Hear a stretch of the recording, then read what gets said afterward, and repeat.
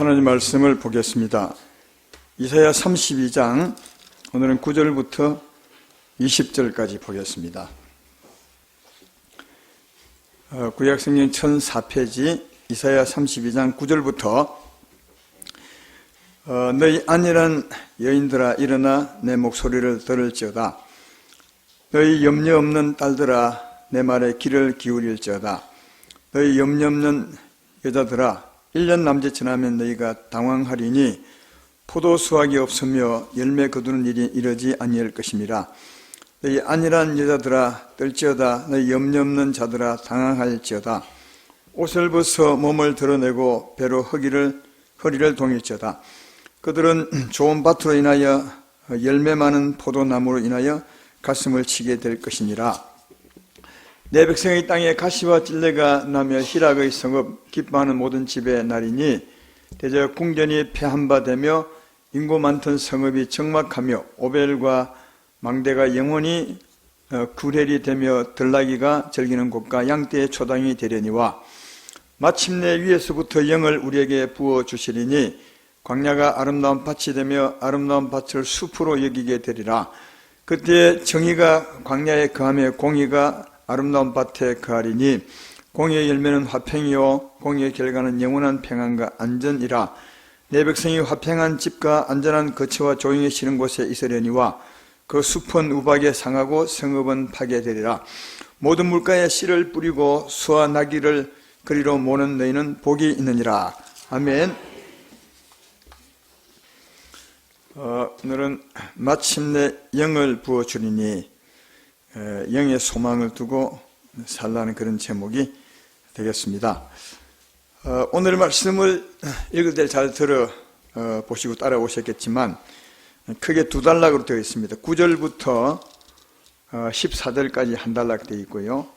또 15절부터 20절까지 한 단락으로 되어 있습니다. 처음 단락은 이런 내용입니다. 안일한 여자, 걱정이 없는 딸들의 삶으로 인해서 하늘에서 비가 내리지 않고 그 땅이 메마른 땅이 되어서 좋던 농사가 다 시들게 되고 열매를 맺지 못할 것이고, 그러므로 말미암아 그 땅에 가시와 엉겅퀴가 나고 사람이 살 곳이 없어서 성읍이 황폐하게 되고 성전이 황폐하게 되어서 나중에 황폐하고 메마른 땅이 될 것이라. 그런 내용이 첫째 단락이고요. 두 번째는 그러나 그런 땅에도 마침내 하나님께서 영을 부어주게 되면 그 땅이 기름지고 아름다운 열매 맺는 좋은 땅이 될 것이라. 이게 이제 두 번째 단락의 말씀입니다. 그럼 첫 번째 단락을 한번 설명을 해보면 안일한 여자들아 또 너희 염려 없는 딸들아, 또 30절에도 염려 여자들아 그렇게 이제 말합니다. 이게 이제 안일한 여자들아, 안일한 남자들아 이렇게 하지 않고 여자들아 이렇게 말한 것은 우리 인생을 가리킨 말이죠. 성경은 하나님과 우리 인생에 관해서 설명할 때 항상 우리 인생은 여자로 이렇게 말합니다. 왜냐하면 예수님은 우리 남자고 우리 남편 되는 분이시고, 그에 비해서 우리 인생은 이 땅에서는 여자이든 남자이든 예수님과 관계에서는 여자이기 때문에 여기 이제 안일한 여자라 이 말은 꼭 여자를 두고 하는 말이 아니라 우리 인생을 가리켜 안일하게 사는 우리 인생에 관한 것임을 잘 알 수가 있습니다. 여기 안일한 여자, 염려 없는 여자들아 이렇게 말하는데 이 여자가 어떤 여자인지 한번 알아맞혀 보십시오. 안일한 여자는 아무 문제가 없는 여자 1번, 두 번째는 문제가 엄청 많은 여자다 2번, 세 번째는 문제가 있지만 문제가 있는 것을 알지 못하고 편안하게 사는 여자다. 자, 이 세 개 중에 어떤 여자겠어요? 3번이죠. 하여튼 주세훈 교수님 똑똑해요. 진짜 잘 이해하세요. 문제가 없는 여자도 아니고요, 문제가 많은 여자도 아니에요. 문제가 있는데, 심각하게 있는데 본인은 알지 못하는 거예요. 그러니까 편안하게 사는 거죠. 문제 없는 것처럼.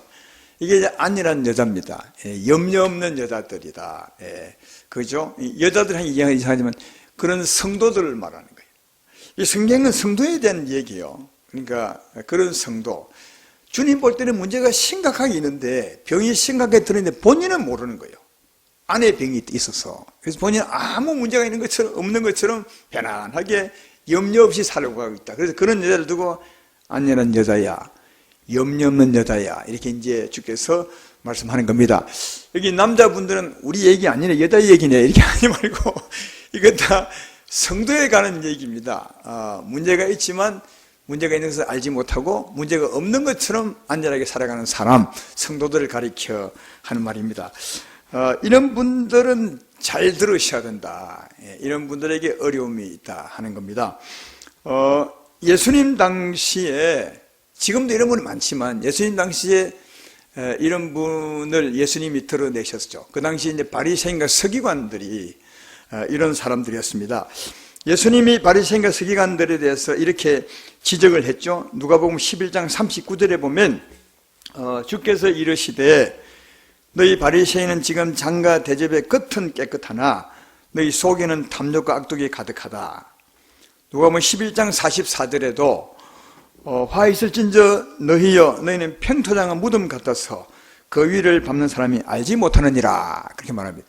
그러니까 이들은 겉으로는 아주 깨끗하고 문제가 없는 것처럼 살았지만 하나님 볼 때 안에는 탐욕과 악독이 가득하고 심지어는 무덤 같다고 말합니다. 굉장한 문제가 있었는데 안에 속에 굉장한 문제가 있었는데 이들은 전혀 알지 못했다.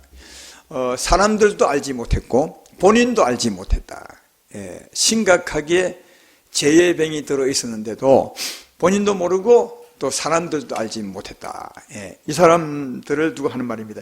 이 사람들이 문제가 있지만 실제로 그들은 문제를 보지 못하고 산 것이 누가복음 18장 11절로 12절에 보면 그들이 하나님께 기도하는 소리를 들어보면 알 수 있습니다. 그들이 이렇게 기도합니다.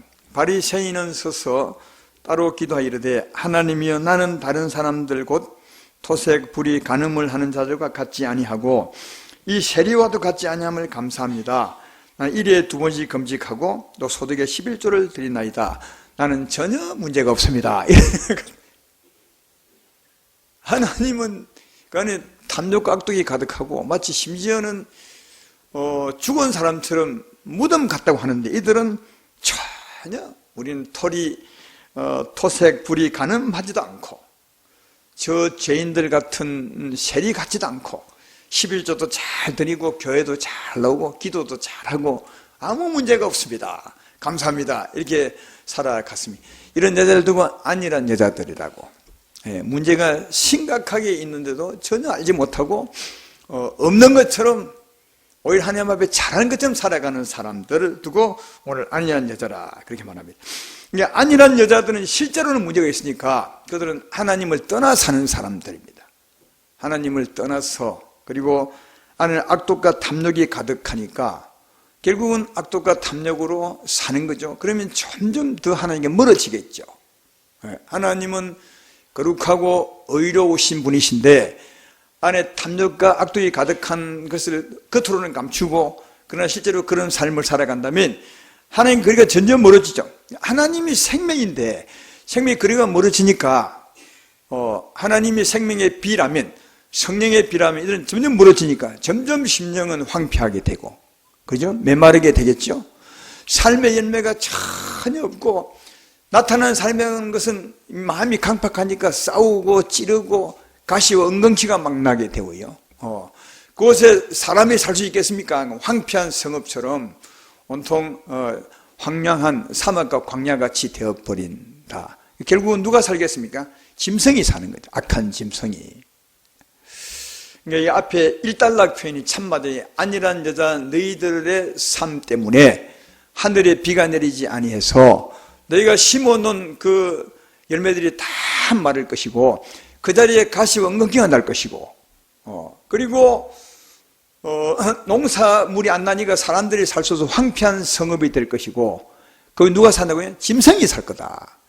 이거 이제 실제 영적으로 말하는 거예요. 우리가 우리 안에 문제가 있는데 문제가 없는 것처럼 그러나 문제 있는 삶을 살 수밖에 없을 때 하나님께 멀어지게 되고 하나님의 성령의 비는 내리지 않고 삶의 임내는 절대 맺히지 없고 오히려 가시와 엉겅퀴가 내는 싸우고 다투고 찌르고 이런 삶을 살아가게 되어서 사람 사는 곳이 아니라 짐승 사는 곳이 된다. 악한 영들이 우글거리는 심령이 된다. 여러분, 이것은 사람에 대한 얘기입니다. 그냥 저 들밭의 얘기가 아니라 들밭에 비 오지 않는 그 광야를 비유로 하나님을 떠나 사는 사람의 얘기를 쓰고 있는 것이다. 제 말 이해되십니까? 문제는 하나님을 떠나는 삶을 사는 거다. 그러면 하나님의 생명의 비를 전혀 맞지 못하고 더 황폐하고 메마르고 딱딱하고 결국은 망하게 된다, 이렇게 말합니다. 그러나 오늘 두 번째 단락 15절에 보면 마침내 위에서부터 영을 우리에게 부어주리니 광야가 아름다운 밭이 되며 아름다운 밭을 수풀에게 드리라. 그러나 마침내 그런 땅에도 그렇게 메마르고 사람이 살 수 없는 짐승이 사는 땅이 된다 해도, 그러나 마침내 위에서부터 하나님의 성령을 부어주시면 그 광야, 메마르고 딱딱한 그 광야가 아름다운 밭이 될 것이다. 단지 회복될 것을 말씀하고 있습니다. 제 말 이해되시죠? 이런 데서 우리가 그 원인과 답을 찾을 수 있어야 된다. 원인은 하나님을 떠났기 때문이요, 답은 성령의 비가 내리면 되는 거다. 그러니까 답은 우리에게 찾는 것이 아니라 하늘에 차야 됩니다. 할렐루야. 성령의 비가 내리면, 또 이것도 마침내 위에서 영을 부어준다는 말을 보면 이거는 세상의 비를 말하는 것이 아니라, 메마른 땅도 세상에 비 오지 않았기 때문이 아니라 비유로 하나님의 성령의 비가 오지 않았기 때문에 된다는 것을 확실히 알 수 있죠. 그러나 성령의 비가 내리면 그런 메마르고 황폐한 땅도 아름다운 광야, 아름다운 밭이 될 것이라. 할렐루야. 그렇게 말하죠. 그리고 그때에 하나님의 성령의 비가 내릴 때, 그래서 그 광야가 아름답게 될 때 16절에 그때 정의가 광야에 거하고 공의가 아름다운 밭에 거하리니, 그러면 정의가 광야에 거하고 공의가 아름다운 밭에 간다면 정의와 공의가 어디에 간다는 말이죠? 사라 사막에 간다는 말입니까? 아니면 변화된 우리 심령에 간다는 말입니까? 그렇죠? 이것을 잘 이해하셔야 이 하나님 말씀을 잘 이해할 수 있어요. 구약은 비유입니다. 무슨 비유냐? 장차 진짜 되어질 일에 대한 비유니까 성령이 우리 심령에 내릴 그 거룩한 영의 비가 내릴 그 비유이다. 그때 정의가 광야에 간다는 말은 우리 심령에 가고 공의가 이 아름다운 밭에 변화된 이 심령에 가게 될 것이다, 그 말이고요. 그리고 공의의 열매는 화평이요 공의의 결과는 영원한 평안과 안전이라. 내 백성이 화평한 집과 안전한 거처 조용히 쉬는 곳이 이스라엘이와. 여러분이 이제 이 말씀 들으면 잘 이해가 되죠? 저는 보면 확 보여, 이게. 왜냐하면 이게 말씀을 자꾸 듣다 보면, 이게 이런 뜻이구나, 아마 이렇게 이해할 수 있을 겁니다. 처음 들으면 이게 무슨 뜻인지 도무지 이해가 안 되지만, 이 말씀의 그 뜻을 이해하면 금방 이해가 돼요. 이 공이라는 말은 이제 우리 자주 배웠지만, 이 공의는 미스펫입니다. 다시 말하면, 우리 인생은 하나님을 떠나 많은 죄를 지었죠. 앞에 말했던 건 첫 단락처럼 탐욕 깍두기 가득한 마음으로 많은 죄를 지었어요. 그러나 이런 사람일지라도 회개하고 돌아오면 예수님이 용서할까요, 안 할까요? 용서합니다. 의롭다함을 얻습니다. 이게 공입니다. 이게 공이요. 회개하고 돌아오면 하나님이 우리 죄를 용서하시고 우리 의롭다 하십니다. 이 의롭다고 죄 없다 하심은 한순간에 영원입니다. 히브리서 10장 12절로 14절에 자주 말씀하지만 이런 말씀이죠. 오직 그리스도는 죄를 위하여 한 영원한 제사를 드리시고 하나님 우편에 앉아서 그 위에 자기 원수들을 자기 발등상이 되게 하실 때까지 기다리시나니 그가 거룩하게 된 자들을 한 번의 제사로 영원히 온전하게 하셨느니라. 진짜 회개하고 예수님 딱 한 번 딱 잘 믿으면 영원히 온전히 죄 없다는 거예요. 영원히 온전히 의롭다함을 받는 거예요. 이게 공의입니다. 이런 게 진짜 너무 큰 은혜죠. 여러분이나 나나 평생의 죄를 짓고 왔는데 주님이 그 죄값을 죽음으로 다 갚아버리셨겠으니까 정말 회개하고 딱 믿어버리면 주님이 영원히 온전히 죄 없대요. 다시는 죄를 기억하지 아니하리라. 할렐루야. 예수 믿고 지금 죄를 지어도 그 죄도 주님이 다 갚은 거래요. 그러니까 영원히 온전히 어디 가보세요? 영원히 여기 있네요. 온전히 죄를 사하셨대요. 이런 게 정말 은혜 같아요. 근데 여기 보면 공의의 열매는 화평이래요. 무슨 말이죠? 어렵담을 받은 열매, 그건 화평이래요. 누구하고 화평하는 것입니까? 하나님과. 그러니까 이 말이에요. 예수 믿어서 어렵담을 얻으면 누구와 화평하는 것입니까? 하나님과 화평해요. 그래서 공의의 열매는 화평이요. 하나님과의 화평이요. 전에는 하나님과 원수였는데 이제 제사함 받아 하나님 앞에 어렵담을 받으니까 하나님과 이제 화평이요. 자, 하나님과 화평하면 결과는 어떻게 되겠습니까? 공의의 결과는 뭐예요? 영원한 평안과 안전이라. 할렐루야. 하나님과 화평하면 영원히 평안하죠. 그리고 영원히 안전해. 왜? 다시는 죄로 말미암아 멸망할 수 없어. 안전한 거예요. 죽어도 안전한 거예요.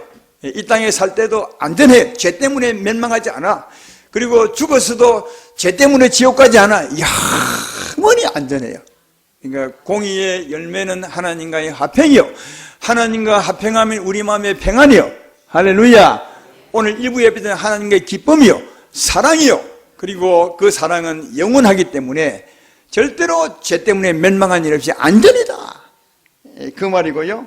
그래서 이제 18절에 보면 내 백성이 화평한 집과 안전한 거처 조용히 쉬는 곳에 있으려니와 평생을 편안하게 하나님의 은혜 가운데 하나님의 품에서 살게 될 것이라.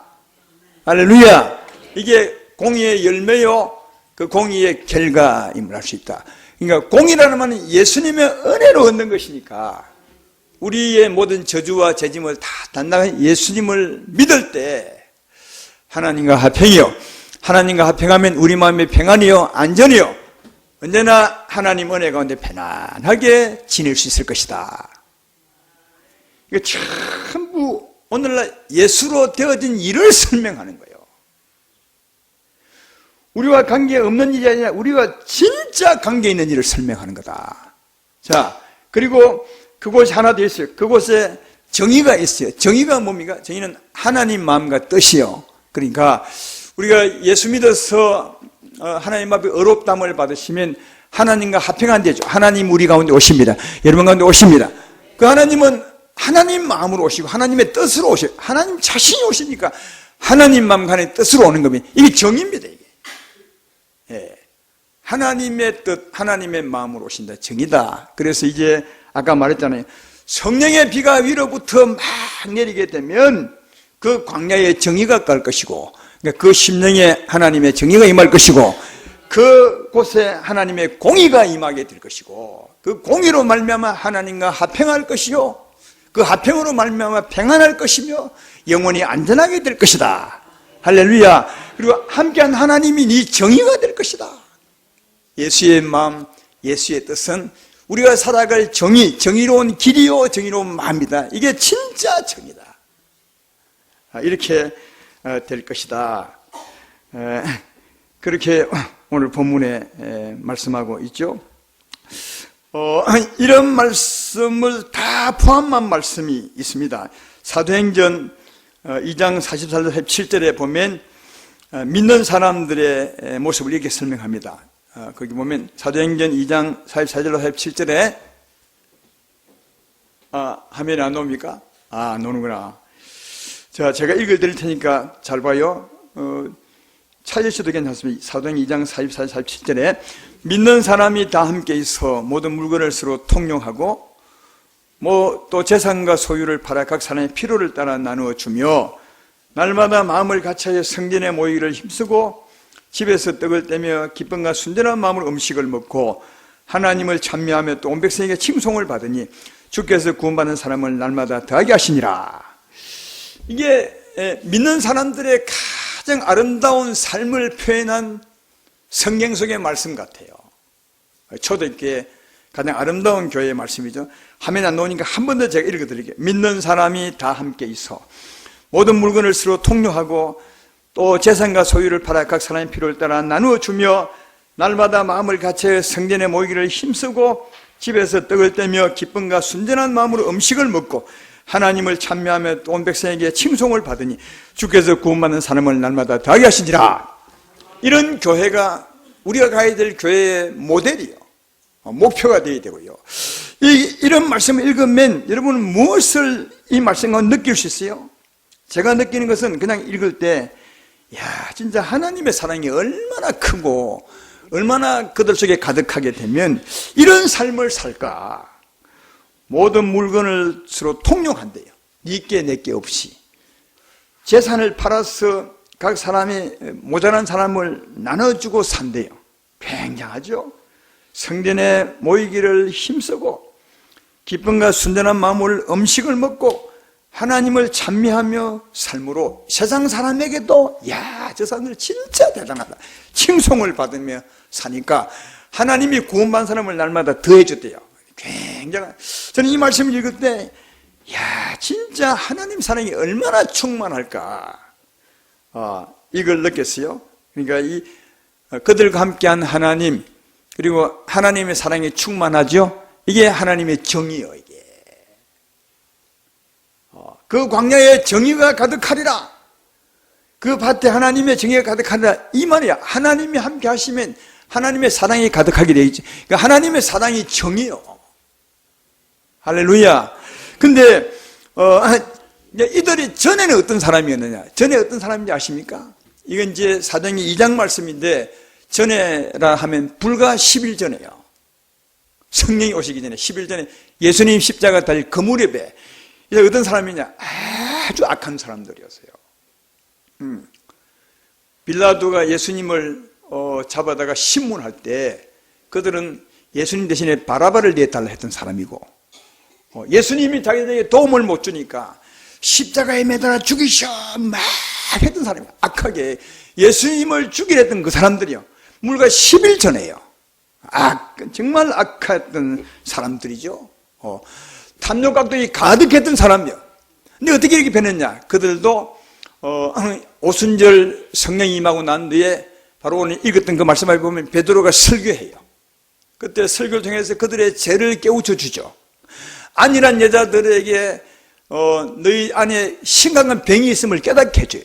그들은 병인 줄 몰랐어요. 죄인 줄 몰라서 설교를 들어보니까 진짜 병이 있는 거예요. 그래서 그들은 베드로 설교를 듣고 하나님의 성령의 은혜로 정말 회개하게 됐죠. 회개하고 뉘우쳤을 때 하나님 그들을 용서하십니다. 그들을 용서하십니다. 공의를 베풀어 주셔.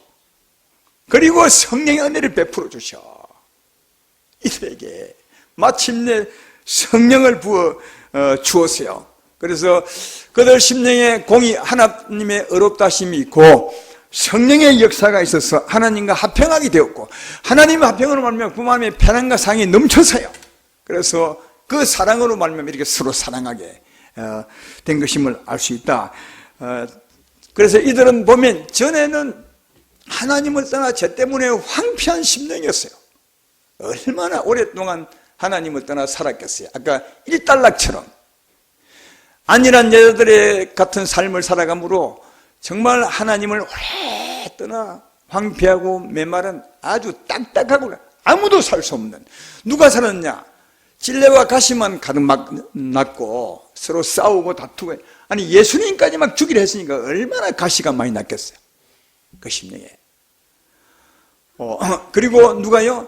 사망의 세력을 잡는 악한 귀신들이 우글거렸어요. 그 심령에. 악한 짐승만, 그러니까 첫 달라가 똑같은 사람들.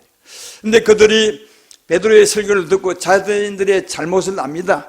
안일한 여자임을 압니다. 문제가 있으면서도 문제를 전혀 보지 못했던 걸 압니다. 물론 다 그런 건 아니지만 이걸 깨달은 사람이 정말 회개하게 되고, 하나님은 그런 자도 용서해 주시고 공의롭다 하시고, 할렐루야, 그게 성령을 부어서 하나님께 합평하셨어요.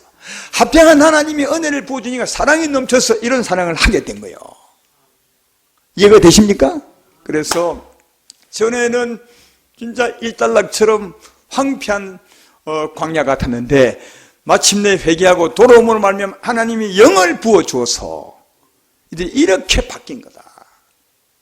이렇게 바뀌어서 마침내 아름다운 땅이 되었다고, 그렇게 말씀하고 있습니다. 사랑하는 여러분, 여기서 아까 처음에도 말했지만 원인이 뭐냐? 우리 삶의 어려운 원인이 하나님을 떠나서 그래요. 하나님을 떠나서 그래요.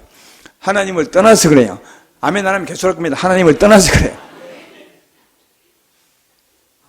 이 진짜 중요해요. 하나님을 떠나면 모든 문제가 생겨요. 우리 마음이 딱딱해지고 여기 마음에 가시가 난 것처럼 막 싸워요. 여러분이 살다가 싸울 때가 있어요. 남이 막 미워지고 신경질이 나고 남편도 미워지고 아내도 안 보일 때가 있죠. 그때는요, 아내가 잘못한 건 맞을 수 있어요. 남편이 잘못할 수 있어요. 그러나 진짜 잘못한 당신이 하나님을 떠났기 때문에 그래요. 하나님 멀리 떠나 있기 때문에 신경질 나는 거예요. 근데 남편이 아무 잘못하고 아내가 아무 잘못하고 자식이 잘못해도 은혜가 충만하면요, 그리 안 해요. 신경질 안 내요. 이 사람들을 보십시오. 하나님을 떠나서니까 예수님도 막 손가락 들여요. 죽이라고. 그렇죠? 우리의 모든 문제는 하나님을 떠났기 때문에 그렇고 하나님의 영이 메말라 버렸기 때문에 그랬음을 꼭 기억하셔야 돼요. 오늘 성경은 그걸 우리에게 보여주고자 함이라고요. 딱 구별된 두 단락을, 완전히 다른 두 단락을 딱 보여주는 거예요. 문제가 무엇임을 보여주는 것이고 해답이 무엇임을 보여주는 거예요. 문제가 뭐냐? 하나님을 떠났기 때문에, 하나님의 영이 메말라 버렸기 때문에 문제가 온다는 거예요. 우리 심령이 메말라 버리면 장사 없어요. 거기서 무엇이 나겠어요? 바삭 마른 메마른 광야 같은 곳에는 가시나무와 질레나무밖에 없어요. 여러분 한번 보세요. 사막에 무슨 나무가 나는지, 선인장이나 가시 이런 것밖에 안 나요. 하나님을 떠나 살면 우리 심령이 가시와 찔레밖에 안 나요. 따라서 살다가 혹시 하나님의 백성이고 하나님 앞에 영원히 의롭다함을 받은 사람일지라도 성령에 충만하지 않고 성령의 은혜가 약해지면 우리 마음이 딱딱해져요. 이웃이 미워져요. 못된 게 다 보여요. 그러면 막 욕해 될 때, 그때 그 이웃이 잘못도 있겠지만 욕하는 당신이 메말라 있음도 기억하셔야 돼. 이걸 보셔야 돼. 내 심령이 메말라 있기 때문에 남이 좋게 안 보이는 거예요. 자식이 조금만 못해도 막 신경질 나는 거예요. 그래서 그럴 때 우리 자신을 보면 참 좋겠다. 오늘 여기 보면 예수님이 누굽니까? 그들을 사랑하고 살리기 위해서 하늘에서 오신 분인데, 그런 예수님, 그는 선하신 분이요, 악한 일을 한 일이 없어요. 바리새인들 정말 착하게 선하게 사랑하는 분. 근데 그런 예수님에서 막 손가락 껴 죽이라고 그랬어요. 얼마나 악하면. 예수님이 악한 것이 아니라 그들이 예수님을 이해할 여유가 없는 거예요. 심령이 메말라 버렸기 때문에 그 원인이 그렇다. 하나님을 떠났기 때문에 그런 것이다. 따라서 그 원인은 단에 있는 것이 아니라, 이것이 잘못이 아니라 내가 하나님을 떠났기 때문에 꼭 기억하시고, 그때는 회개하고 돌아오시기를 주의 이름으로 축원합니다. 회개하고 돌아오시기를 주의 이름으로 축원합니다. 회개하고 돌아오시기를 주의 이름으로 축원합니다. 그러면 아무리 많은 죄를 지었더라도 우리들은 이미 용서받은 거예요. 회개하고 돌아오면 그 회개가 진실이면 하나님과 용서해요. 아니, 이미 용서해 놓고 기다리는 거지. 왜? 이미 용서받았으니까. 그리고 성령을 부어주는 거예요. 우리 마음에 성령을 부어 받으면요, 조금 전에 했던 일은 내가 왜 그랬지? 내가 왜 이렇게 저놈을 미워했을까? 내가 왜 저를 그렇게 못되게 굴었을까? 내 입이 왜 이러지? 하면서 어쩌면 자기 입을 때릴지 몰라요. 그 성령의 은혜로 돌아오면 되는 겁니다. 오늘 아까 예를 들었던 예수님 당시에 그 바리새인과 서기관들요, 불과 10일 차예요. 10일 전에는 엄청 악했어요. 성령을 받고 나니 동시에 이렇게 변해버린 거예요. 그러니까 이렇게 변하는 것도 우리가 막 예를 써서 나를 바꾸어야지 예를 써, 이게 아니라 성령이 역사해버리면 바꾸어지는 거예요. 그것도 한순간에. 그러니까 성령이 나를 부드럽게 하고 성령이 나를 여유있게 하고 성령이 나를 용서하게 하는 것이지, 내가 예를 써서 나를 바꾸는 것이 아닙니다. 여러분, 신앙은 우리가 나를 바꾸는 것이 아니라 성령이 나를 바꾸시는 겁니다. 성령이 오시면, 내 마음을 사로잡으면, 은혜가 충만하면 주님이 내게 기쁨을 주면 기쁨으로 살 수 있는 거예요. 따라서 우리의 삶의 해답은 성령에 있다는 사실을 잘 알 수 있고, 또 내가 어렵게 사는 것도 하나님을 떠났기 때문에 영이 메말라 버리되 그렇다는 사실을 알 수 있습니다. 영이 메말라 버리면 내 마음도 메마르고 삶도 메마르고 일도 안 돼. 왜? 하나님이 멀어졌으니까. 근데 돌아오면 내 마음이 아주 부드러워지게 되죠. 은혜가 넘치게 되죠. 하나님과 화평하게 되죠. 하나님 평화와 기쁨이 넘치게 되면 하나님이 내 삶을 주관하시니까 내 하는 일도 잘 되는 거예요. 그래서 진짜 영혼이 잘 되는 것처럼 범사가 잘 돼요. 하나님의 도우심으로 우리 몸도 건강해지는 겁니다. 그래서 오늘 말씀의 핵심은 문제가 원인이 무엇이며 해답이 무엇임을 말씀하는 겁니다. 문제의 원인은 하나님을 떠났으며 해답은 돌아옴으로 하나님이 영을 부으셔서 그랬음을 꼭 기억하시고, 언제나 돌아와 하나님의 은혜와 합평하고 그 은혜로 살아가는 여러분 되기를 주의 이름으로 축원합니다. 그럴 때 우리 영혼은 기름질 것이고 더 기름질 것이며 우리 하는 일이 잘 될 것이고, 우리로 말미암아 많은 사람들이 주께로 돌아오는 역사가 있게 될 것이다. 하나님의 영으로 말미암아 이런 복 있는 삶을 살아가는 우리 모두가 되기를 주의 이름으로 축원합니다.